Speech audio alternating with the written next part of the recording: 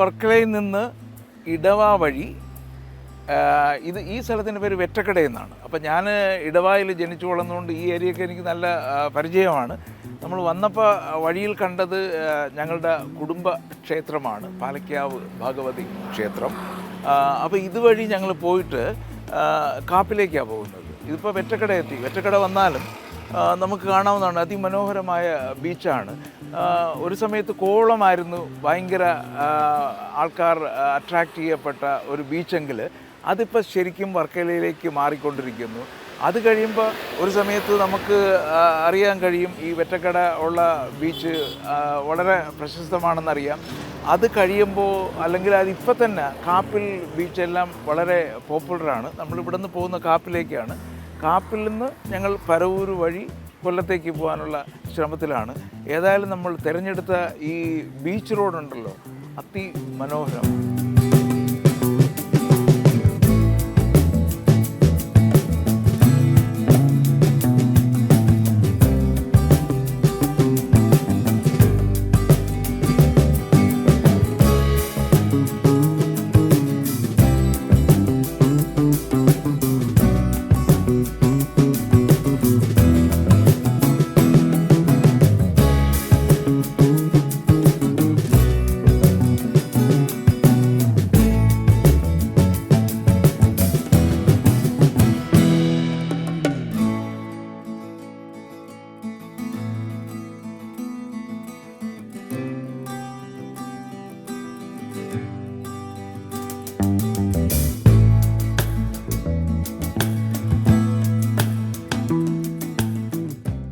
നമ്മൾ വർക്കലയിൽ നിന്ന് ഇടവ വഴി കാപ്പിലെത്തിയിരിക്കുകയാണ്.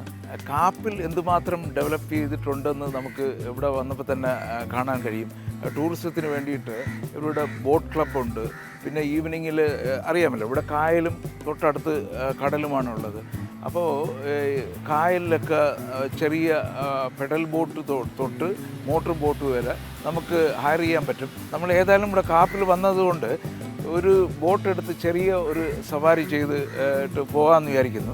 ഏതായാലും ഈ തീരദേശ വഴിയുള്ള യാത്ര കൊണ്ട് നമുക്ക് കിട്ടുന്ന അനുഭവങ്ങളെന്ന് പറഞ്ഞു കഴിഞ്ഞാൽ നമ്മൾ ഒരിക്കലും പ്രതീക്ഷിക്കാത്ത കാര്യങ്ങളാണ്. നമ്മൾ NH വഴി പോയി കഴിഞ്ഞാൽ ഇതൊന്നും കാണാൻ പറ്റത്തില്ല. അപ്പോൾ ഇടവ, വർക്കല, കാപ്പിൽ ഇതെല്ലാം ഒരു ടൂറിസം ഡെവലപ്പ് ചെയ്തുകൊണ്ടിരിക്കുന്ന സ്ഥലങ്ങളാണ്. ഏതായാലും നമുക്ക് ബോട്ട് ഒന്ന് ട്രൈ ചെയ്തിട്ട് പോവാം. നമുക്കിവിടെ വരുമ്പോൾ ഒരു ചെറിയൊരു ബോട്ട് സവാരി എൻജോയ് ചെയ്യണമെങ്കിൽ അത്ര വലിയ എമൗണ്ട് ഒന്നുമില്ല. 5-6 പേർക്ക് വരെ നമുക്ക് 800 രൂപ കൊടുത്തു കഴിഞ്ഞാൽ അരമണിക്കൂർ ഇവിടെ എല്ലാം ചുറ്റി കറക്കി ഇവിടെ കൊണ്ടുവരും. അപ്പോൾ ഏതായാലും ഒരു ഫാമിലിയായിട്ട് വരുമ്പോഴത്തേക്ക് 800 രൂപ കൊടുത്തു കഴിഞ്ഞാൽ അരമണിക്കൂർ ഇവിടുത്തെ ഒരു ബോട്ട് സവാരിയും നമുക്ക് എൻജോയ് ചെയ്യാൻ കഴിയും. ഞങ്ങളും ഒന്ന് ഏതായാലും പോയിട്ട് വരാം, വന്നിട്ട് അതിൻ്റെ അഭിപ്രായം പറയാം.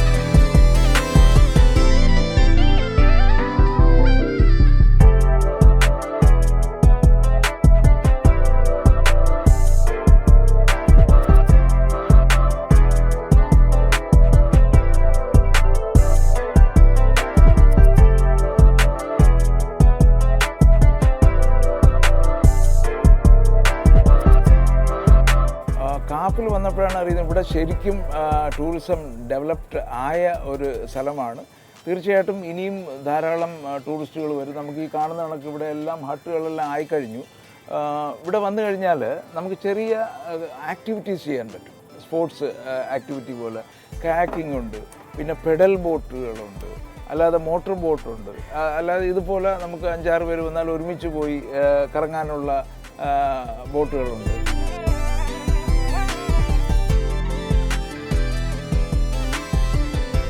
അപ്പോൾ ഇവിടെ ഇപ്പം ഞങ്ങൾ വന്നിരിക്കുന്ന ഉച്ചയ്ക്കാണ്. എന്നിട്ടും ഇവിടെ കുറേ ആൾക്കാർ നമുക്ക് കാണാൻ കഴിയും. വൈകുന്നേരത്താണ് ശരിക്കും ലൈവ്ലി ആവുന്നത്. അപ്പോൾ നമുക്ക് ഒരു സ്ഥലമല്ല കേരളത്തിൽ ഇത്തരം ആക്ടിവിറ്റീസ് ചെയ്യാൻ പറ്റുന്നതെന്നാണ് നമുക്കിതിൽ പ്രത്യേകിച്ച് പറയാനുള്ളത്. സാധാരണ മുമ്പ് നമ്മൾ കോവളം എന്ന് പറയുമായിരുന്നു, ഇപ്പോൾ വർക്കല ശരിക്കും പറയുന്നുണ്ട്. പക്ഷേ ഈ ഇടയ്ക്കുള്ള സ്ഥലങ്ങളിലെല്ലാം ഇങ്ങനെ ഹബ്ബുകളായിട്ട് ശരിക്കും ടൂറിസം ഡെവലപ്പ് ചെയ്തുകൊണ്ടിരിക്കുകയാണ്. ഒരു സ്ഥലത്തു നിന്ന് തുടങ്ങി, ഇപ്പോൾ കോവളത്തു നിന്ന് തുടങ്ങിയെങ്കിൽ ഈ കടൽ തീരം വഴിയുള്ള ഈ യാത്രയിൽ നമുക്ക് കാണാൻ കഴിയുന്നത് ഓരോ ഹബ്ബുകളും ഡെവലപ്പായിക്കൊണ്ടിരിക്കുന്നു എന്നുള്ളതാണ്. അതുകൊണ്ട് തീർച്ചയായിട്ടും ഈ തീരദേശത്തൂടെയുള്ള ഒരു യാത്ര ശരിക്കും ഒന്ന് എക്സ്പീരിയൻസ് ചെയ്യേണ്ടതാണ്. ഞാൻ ഇവിടെ വന്ന് ഈ ബോട്ടിങ് ചെയ്തപ്പോഴാണ് ഒരു മനസ്സിലൂടെ ഒരു ഓർമ്മ വരുന്നത്. ഞാനിവിടെ ഇടവായിൽ ജനിച്ചു വളർന്ന ആളാണ്. അപ്പോൾ ഈ കായലിൻ്റെ പേര് ഇടവ നടയറ കായൽ എന്നാണ്. ഇതിൻ്റെ തൊട്ടപ്പുറത്താണ് അറബിക്കടലും. ഈ ഒരു ചെറിയ റോഡ് മാത്രമേ ഉള്ളൂ ഇൻ ബിറ്റ്വീൻ എന്ന് പറയുന്നത്. അപ്പോൾ എല്ലാവർക്കും ഓർമ്മ കാണുമെന്ന് വിചാരിക്കുന്ന ശ്രീ പൂവച്ചൽ ഖാദർ എഴുതി രവീന്ദ്ര മാഷ് സംഗീതം ചെയ്ത വളരെ പ്രശസ്തമായ ഇടവയെക്കുറിച്ചൊരു ഗാനമുണ്ട്. ഇടവ കായലിൻ അയൽക്കാരി അറബിക്കടലിൻ കളിത്തോഴി, ഇടവ കായലിൻ അയൽക്കാരി അറബിക്കടലിൻ കളിത്തോഴി. ഇത് അത്ര മനോഹരമായ സ്ഥലമാണ് ഇടവ കാപ്പിൽ എന്ന് പറയുന്നത്. നമുക്ക് വേറൊരു സന്തോഷം കൂടെ ഉള്ളത്, നമ്മൾ ഈ ബോട്ട് റൈഡ് ചെയ്യുന്ന സുഹൃത്തുണ്ടല്ലോ, അദ്ദേഹം ഇവിടെ ഗാനമേളയ്ക്ക് പാടുന്ന വലിയ പാട്ടുകാരനാണെന്ന് പറയുന്നത്. അപ്പോൾ ഇത് ഫുള്ളായിട്ട് ഒരു 4 വരി അങ്ങ് പാടിയാലേ? ഓക്കെ. ഇടവ കായലിൻ അയൽക്കാരി അറബിക്കടലിൻ കളിത്തോഴി, ഇടവ കായലിൻ അയൽക്കാരി അറബിക്കടലിൻ കളിത്തോഴി, ഗ്രാമീണതയുടെ ആടകളണിയും വെൺകുളമേ വിൺ മണ്ഡലമേ, ഇടവ കായലിൻ അയൽക്കാരി അറബിക്കടലിൻ കളിത്തോഴി.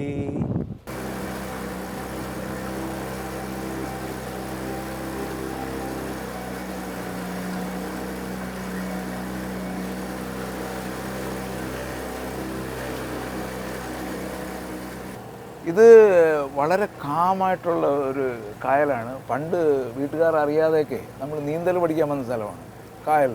അതുകൊണ്ട് എനിക്ക് കുറച്ച് നീന്തലൊക്കെ അറിയാം. കായലിൽ നീന്താൻ അറിയാം, കടലിൽ നീന്താൻ അറിഞ്ഞുകൂടെന്നുള്ളതേ ഉള്ളൂ.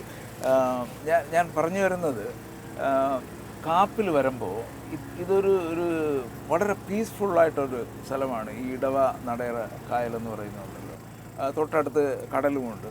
നമ്മൾ എല്ലാവരും വന്നിട്ട് ഒന്ന് എൻജോയ് ചെയ്യാൻ പറ്റിയ ഒരു സ്ഥലമാണ്. വളരെ പീസ്ഫുള്ളായിട്ട് ഫാമിലിയായിട്ട് വന്നിട്ട് ഒരു ചെറിയ ബോട്ട് ട്രിപ്പൊക്കെ എടുത്ത് കറങ്ങാൻ പറ്റിയ സ്ഥലമാണ്.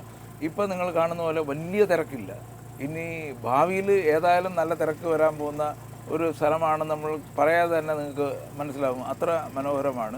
തൊട്ടപ്പുറത്ത് ബീച്ചിൽ പോയി എൻജോയ് ചെയ്യുന്നവർക്ക് ബീച്ച് എൻജോയ് ചെയ്യാം, കായൽ എൻജോയ് ചെയ്യുന്നവർക്ക് കായൽ എൻജോയ് ചെയ്യാം. ഇവിടെ നിന്നിട്ട് ഒരു റെയിൽവേ പാലം ഇവിടെ നിന്ന് കാണാം. അതിലൂടെ ട്രെയിൻ പോകുന്ന സമയമുണ്ട്. മുമ്പൊക്കെ ആണെങ്കിൽ കൽക്കരി ആയിരുന്നല്ലോ, ആ പുക പോകുന്നത് കാണാമായിരുന്നു. ഇപ്പോൾ എല്ലാം ഇലക്ട്രിക് ആയതുകൊണ്ട് എന്നാലും കാണാം. പിന്നെ വന്ദേ ഭാരതൊക്കെ പറന്നു പോകുന്നത് ഇവിടെ നിന്ന് കാണാൻ പറ്റും. ഏതായാലും ഇവിടെ വന്നിട്ട് ഈ ബോട്ട് എടുത്ത് പോയി കഴിഞ്ഞാൽ ഈ കാണുന്നതാണ് റെയിൽവേ ലൈൻ, റെയിൽവേ പാലമാണ്. ഈ സൈഡിൽ കൂടെ നോക്കിക്കഴിഞ്ഞാൽ തീരദേശ റോഡാണ് പോകുന്നത്. അപ്പോൾ 2 സൈഡ് നോക്കിയാലും ലൈവ്ലി ആയിട്ടും, പക്ഷേ നമുക്ക് ഇവിടെ ഇരുന്നിട്ട് വളരെ മനസ്സമാധാനത്തോടു കൂടി ഒരു ഈവനിങ് സ്പെൻഡ് ചെയ്യാൻ പറ്റിയ അതിമനോഹരമായ സ്ഥലമാണ് ഈ കാപ്പിൽ ഉള്ള ഈ ഇടവ നടയറ കായലിലൂടെയുള്ള ഈ ഒരു ബോട്ട് സവാരി.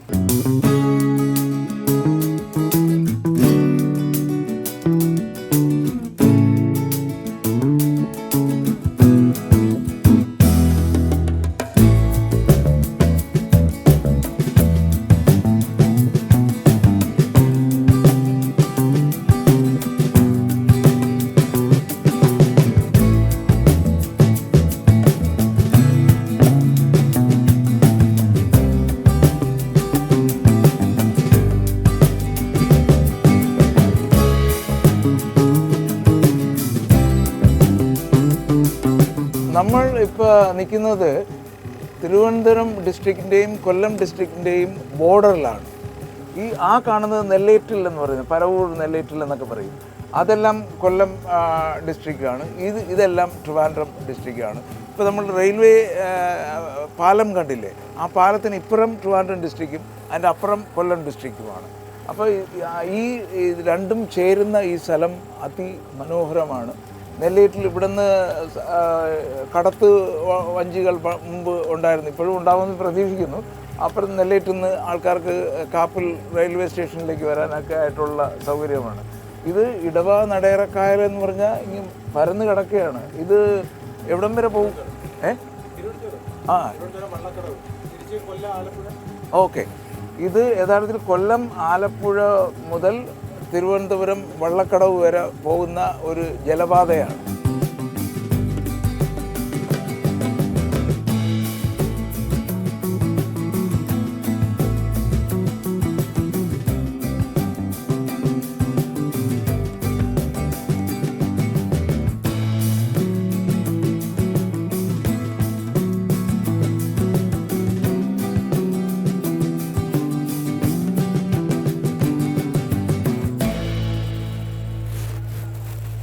കാപ്പിൽ വരുമ്പോൾ ഈ ഒരു ബോട്ട് യാത്ര അതിമനോഹരമാണ്. വിശേഷിച്ച് നമ്മൾ ആ റെയിൽവേ പാലത്തിൻ്റെ അടിയിൽ കൂടെയൊക്കെ പോകുമ്പോൾ ട്രെയിൻ പോണ വ്യൂ ഒക്കെ ഉണ്ടല്ലോ, അത് അതിമനോഹരമാണ്. അത് കഴിഞ്ഞിട്ട് അപ്പോൾ ആ സൈഡിൽ പോയി കഴിഞ്ഞാൽ നമുക്ക് നെല്ലേറ്റിൽ എന്ന് പറയുന്ന സ്ഥലം കാണാൻ പോലും നല്ല വ്യൂ ആണ്.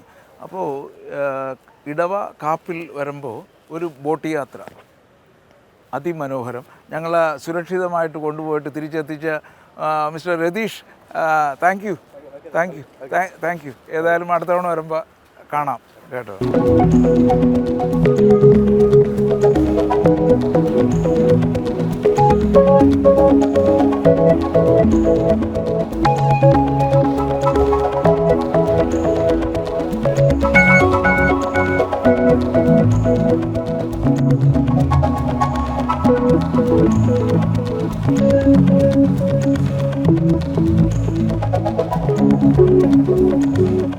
ഇത് പൊഴിക്കര ബീച്ചിൻ്റെ തൊട്ടടുത്തുള്ള മറ്റൊരു ബീച്ചാണ് താന്നി ബീച്ച് എന്ന് പറഞ്ഞാൽ. അതും വളരെ പോപ്പുലറാണ്. നമുക്ക് ഇവിടെ തന്നെ നിന്നാൽ കാണാവുന്ന ദൂരത്താണ് ഈ താന്നി ബീച്ച് എന്ന് പറയുന്നത്. പക്ഷേ നമുക്ക് കാറെടുത്ത് കുറച്ചുകൂടെ ഫ്രണ്ടിലോട്ട് പോയി കഴിഞ്ഞാൽ അവിടെ കുറേ കൂടെ ആൾക്കാർക്ക് എൻജോയ് ചെയ്യാനുള്ള സൗകര്യങ്ങൾ ഒരുക്കിയിട്ടുണ്ടെന്നാണ് പറയുന്നത്. അപ്പോൾ ഏതായാലും നമ്മൾ ഈ പൊഴിക്കര ബീച്ച് കഴിഞ്ഞാൽ നമ്മൾ താന്നി ബീച്ചിലേക്കാണ് പോകുന്നത്.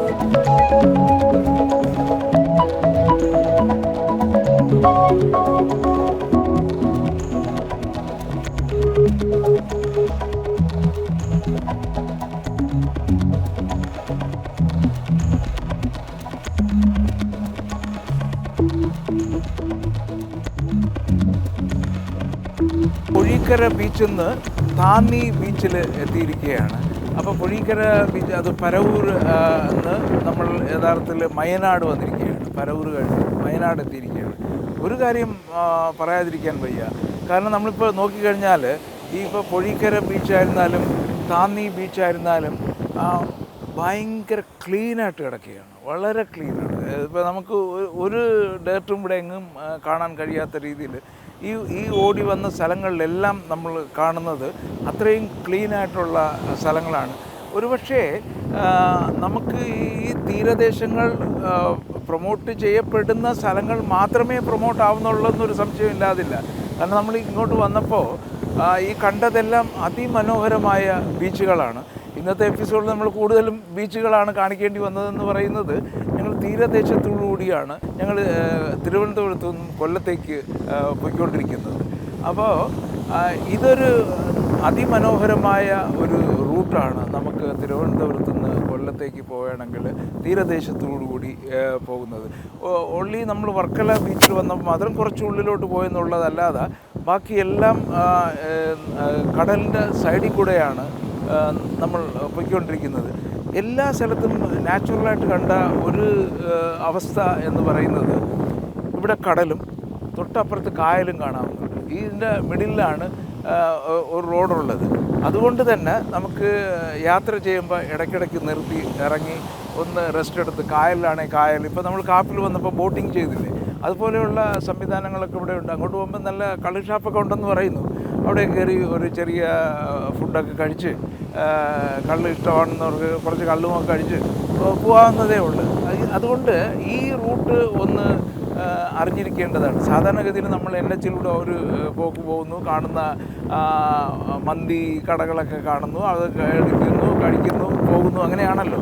ഇവിടെ വന്നു കഴിഞ്ഞാൽ നമുക്ക് നാടൻ ഫുഡ് കഴിക്കാം. നമ്മൾ വരുന്ന വഴിയിലെല്ലാം ഫിഷ് വളരെ ചീപ്പായിട്ട് വിൽക്കുന്ന സ്ഥലങ്ങൾ നമ്മൾ കണ്ടു. അവർ ഇവിടുന്ന് ഫിഷ് പിടിക്കുന്നു, സൈഡിൽ വെച്ച് വിൽക്കുന്നു. അത്രയും ഫ്രഷായിട്ടുള്ള ഫിഷ് മൗണ്ടേഴ്സിനെയും നമ്മൾ കാണുന്നുണ്ട് എന്നുള്ളതാണ് ഈ യാത്രയിലുള്ള ഒരു പ്രത്യേകത.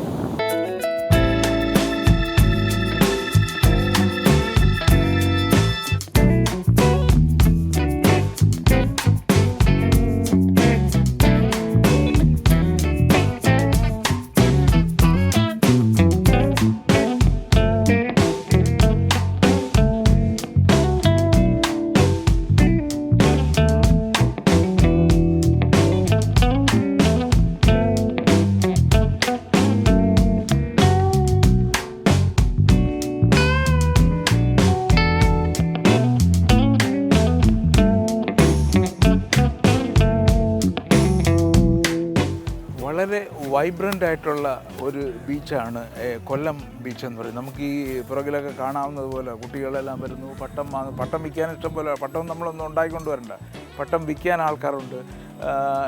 ഇതെല്ലാം വാങ്ങിയിട്ട് പട്ടം പറത്തുന്ന എത്രയോ കുട്ടികളെ നമ്മൾ കാണുന്നു. അപ്പോൾ നമുക്ക് വിദേശത്തുള്ള മലയാളികൾക്ക് യഥാർത്ഥത്തിൽ നഷ്ടപ്പെടുന്ന ഒരു കാര്യമാണ് ഇങ്ങനെയുള്ള ഈവനിങ്ങിൽ വന്നിട്ട് സീ സൈഡിലൊക്കെ വന്നിട്ട് കുടുംബവുമായിട്ടൊക്കെ വന്നിരിക്കാനുള്ള അവസരം. വിശേഷിച്ച് UK-ലൊന്നും നമുക്കങ്ങനെ കിട്ടാറില്ല. വല്ലപ്പോൾ അവിടെ സമ്മർ ടൈമിന് മാത്രം കുറച്ചൊന്ന് പോകാൻ കഴിയുന്നു എന്നുള്ളതല്ലാതെ നമുക്ക് ഇത്തരം ഒരു ഓപ്പൺനെസ് വിദേശത്തുള്ള പലർക്കും നഷ്ടപ്പെടുന്ന ഒരു കാര്യമാണ്. ഇതാണ് നമുക്ക് നാട്ടിൽ വരുമ്പോൾ നമ്മളേതായ ഒരു നൊസ്റ്റാൾജിയ ഫീൽ ചെയ്യുന്നതെന്ന് പറഞ്ഞാൽ, നമുക്ക് വൈകുന്നേരത്ത് കുട്ടികളും കുടുംബവും ഒക്കെ ആയിട്ട് സീ സൈഡിലൊക്കെ പോയി ഇവിടുത്തെ എന്ന് വെച്ചാൽ വെതർ അത്രയും കംഫർട്ടബിൾ ആണല്ലോ. നമുക്ക് തണുപ്പ് നോക്കണ്ട, ചൂട് നോക്കണ്ട, ഒന്നും നോക്കണ്ട. വൈകുന്നേരം ആകുമ്പോൾ ഇറങ്ങി വന്നു കഴിഞ്ഞാൽ നമുക്ക് ഈവനിങ് സുഖമായിട്ട് സ്പെൻഡ് ചെയ്യാൻ പറ്റുന്ന ഒരു സ്ഥലമാണ് കൊല്ലം ബീച്ച്. നമുക്ക് ഇവിടെ നിന്ന് നോക്കിയാൽ കാണുന്നതാണ് ഈ തങ്കശ്ശേരി ലൈറ്റ് ഹൗസ്. അപ്പോൾ ഈ തങ്കശ്ശേരി ലൈറ്റ് ഹൗസിൽ പോയി കഴിഞ്ഞാൽ നമുക്ക് അതിൻ്റെ മുകളിൽ പോകാൻ പറ്റും. മുമ്പത്തെ കണക്കല്ല, ഇപ്പോൾ ലിഫ്റ്റൊക്കെ ഉള്ളതുകൊണ്ട് വളരെ എളുപ്പമാണ് തങ്കശ്ശേരി ലൈറ്റ് ഹൗസിൻ്റെ ഏറ്റവും മുകളിൽ പോകാനായിട്ട്. അപ്പോൾ ഇവിടെ വന്നു കഴിഞ്ഞാൽ കൊല്ലം തന്നെ ഇപ്പോൾ നമ്മൾ ട്രിവാൻഡ്രം എപ്പിസോഡ് ചെയ്ത കണക്ക് തന്നെ ധാരാളം സ്ഥലങ്ങൾ കൊല്ലത്തുമുണ്ട്. നദിയും കടലും കായലും മലകളും ഒക്കെ കൊണ്ട് സമ്പുഷ്ടമായ ഒരു സ്ഥലം കൂടിയാണ് കൊല്ലം. നമ്മളിവിടെ നിന്ന് അടുത്തതായിട്ട് പോകുന്നത് ചിന്നക്കടയിലേക്കാണ്. ചിന്നക്കട എന്ന് വെച്ചാൽ വളരെ പ്രശസ്തമായ ഒരു വ്യവസായ കേന്ദ്രമാണ്. കൊല്ലം ഒരു സമയത്ത് ബ്രിട്ടീഷുകാരുടെ കാലം മുതലേ വ്യവസായത്തിന് വളരെ പ്രസിദ്ധമായിരുന്നു. നമ്മളിവിടെ നിന്ന് പോകുന്നത് ചിന്നക്കടയിലാണ്. ഏതായാലും നാട്ടിൽ വരുമ്പോൾ കൊല്ലം ബീച്ചും ഈ പരിസരവും ഒന്ന് എക്സ്പ്ലോർ ചെയ്യുന്നത് ഏറ്റവും നല്ലതാണ്.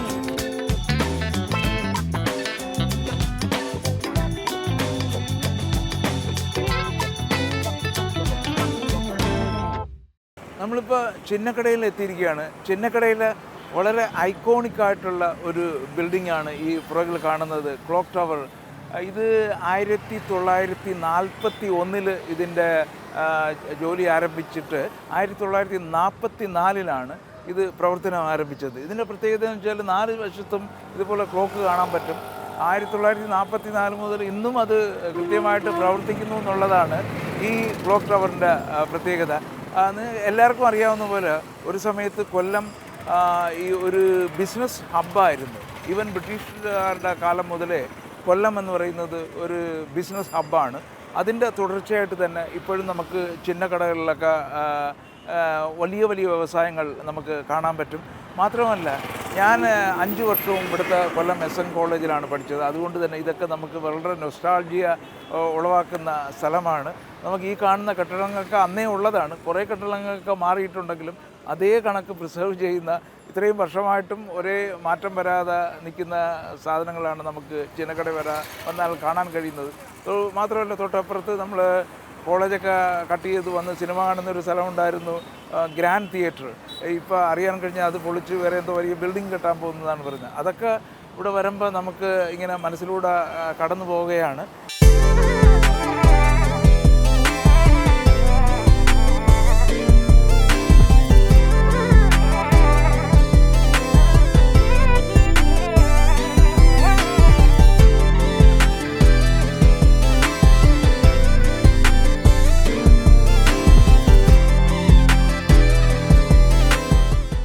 കൊല്ലത്തിൻ്റെ വിശേഷങ്ങളൊക്കെ കണ്ടു കഴിഞ്ഞപ്പോൾ ഞങ്ങൾക്ക് വൈകുന്നേരമായി. വൈകുന്നേരത്ത് എന്തെങ്കിലും ആഹാരം കഴിക്കണമല്ലോ. അപ്പോൾ നമുക്ക് നെടുങ്ങോലം കൃപ ഷോപ്പുണ്ട്. ഹോസ്പിറ്റൽ ജംഗ്ഷൻ്റെ അടുത്താണ്. വളരെ പോപ്പുലറാണ്. ഇതിന് മുമ്പും വന്നിട്ടുണ്ട്. വളരെ നല്ല ആഹാരമാണ് നമുക്കിവിടെ കിട്ടുന്നത്. ഞങ്ങൾ കുറച്ച് ഓർഡർ ചെയ്തിട്ടുണ്ട് കേട്ടോ. ഇതിൻ്റെ ഓണറാണ് അല്ലേ, എനിക്ക് നേരത്തെ അറിയാം ഇദ്ദേഹത്തെ. അപ്പോൾ ഇവിടെ ഇതെല്ലാം നല്ല ഫ്രഷ് കറികൾ. നമ്മൾ നോക്കുമ്പോൾ തന്നെ കാണാം ഫാമിലികളാണ് എല്ലാം ഇവിടെ വന്നിട്ട്. മറ്റേ ഷാപ്പ് എന്ന് പറഞ്ഞാൽ അങ്ങനെ വരാറില്ലല്ലോ. ഷാപ്പിൽ ഇവിടെ ഫാമിലി അല്ലേ, ഫുൾ ഫാമിലി ആയിട്ട് വന്നിട്ട്. ഇവിടുത്തെ സ്പെഷ്യാലിറ്റി എന്ന് പറഞ്ഞാൽ തലക്കറി, ചിക്കൻ പെരട്ട്, തലക്കറി, ചിക്കൻ പെരട്ട്, താറാവ് കൊഞ്ച്, കണവ് എല്ലാം ഉണ്ട് അല്ലേ.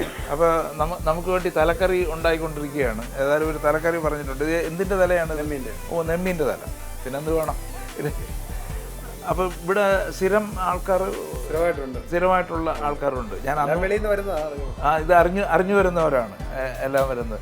അപ്പോൾ കൊല്ലത്തോട്ട് പോകുന്നവർക്ക് ഇത് ഒരു പ്രധാന ഹബ്ബായിരിക്കണം നിങ്ങൾക്ക് ആഹാരം കഴിക്കാനായിട്ട്. ബെസ്റ്റ് ആഹാരമാണ് ഇവിടെ. ഞാൻ 2-3 പ്രാവശ്യത്തിന് മുമ്പ് വന്നിട്ടുണ്ട്. അതുകൊണ്ടാണ് ഇവിടെ തന്നെ വീണ്ടും വന്നത്. നമുക്ക് ഈ കാണുന്നതെല്ലാം അവർ മൊത്തമായിട്ട് ഉണ്ടാക്കിയാണ്, അപ്പോഴപ്പോഴും ഉണ്ടാക്കിയാണ്. അല്ല കുറേശ്ശെ ഉണ്ടാക്കിയല്ല, ഇങ്ങനെ ഉണ്ടാക്കി കഴിഞ്ഞാൽ കംപ്ലീറ്റ് തീരും അല്ലേ. രാത്രി ആകുമ്പോൾ തീരും. ഇനിയും വേണം, ഇനിയും റെഡിയായിക്കൊണ്ടിരിക്കുകയാണ്.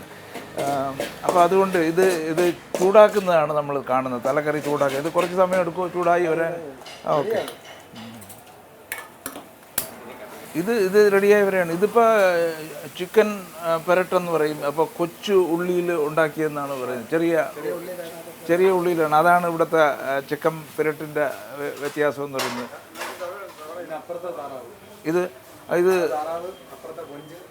ഇത് താറാവ് കറി ഉണ്ടാക്കി വെച്ചിരിക്കുകയാണ്. നല്ല ചുമന്ന്. ഇതെല്ലാം കൊഞ്ച് കറി. ഇത് കക്ക, കണവ, ഞണ്ട്, ഇതെല്ലാം ലിവറും ഉണ്ടാക്കി വെച്ചിട്ടുണ്ട് അപ്പുറത്ത്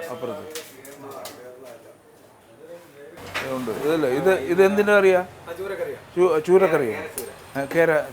ചൂരക്കറിയാണ്. നമ്മൾ കറിയും ഫുഡും ഒക്കെ റെഡിയാണ്. കുറച്ച് അപ്പം പറഞ്ഞു, ഒരു തലക്കറി പറഞ്ഞു, കുറച്ച് ചിക്കൻ പെരട്ട് പറഞ്ഞിട്ടുണ്ട്. അപ്പോൾ ഇത്രയാണ് ഇവിടെ വന്നപ്പോൾ കഴിക്കാൻ നമ്മൾ ഓർഡർ ചെയ്തത്. പക്ഷേ ഇവിടെ എല്ലാത്തരം വെറൈറ്റി ഫുഡുകളുണ്ട്. താറാവിൻ്റെതുണ്ട്, പോത്തിറച്ചി, എന്ത് ഐറ്റം വേണമെങ്കിലും ഇവരിവിടെ നമുക്ക് ഉണ്ടാക്കി തരും. കൊല്ലത്തേക്ക് പോകുമ്പോൾ ഈ നെടുങ്ങോലത്തെ ഹോട്ടൽ കൃപ ഏറ്റവും നല്ല ഫുഡ് നൽകുന്ന ഒരു സ്ഥലമാണ്. നമുക്ക് എന്ത് വെറൈറ്റിയുള്ള ഫുഡ് കഴിക്കാൻ പറ്റും. ഇപ്പോൾ നമ്മൾ കഴിച്ചപ്പോൾ തന്നെ അത്ര രുചിയോടും സന്തോഷത്തോടു കൂടിയാണ് കഴിച്ചത്. ഏതായാലും ഇന്നത്തെ ഞങ്ങളുടെ ഈ ആഹാര പരിപാടി ഇന്നിവിടെ അവസാനിക്കുകയാണ്. വീണ്ടും അടുത്ത ആഴ്ച മറ്റൊരു സ്ഥലത്തെ വിശേഷമായി കാണുന്നവരെ നന്ദി, നമസ്കാരം.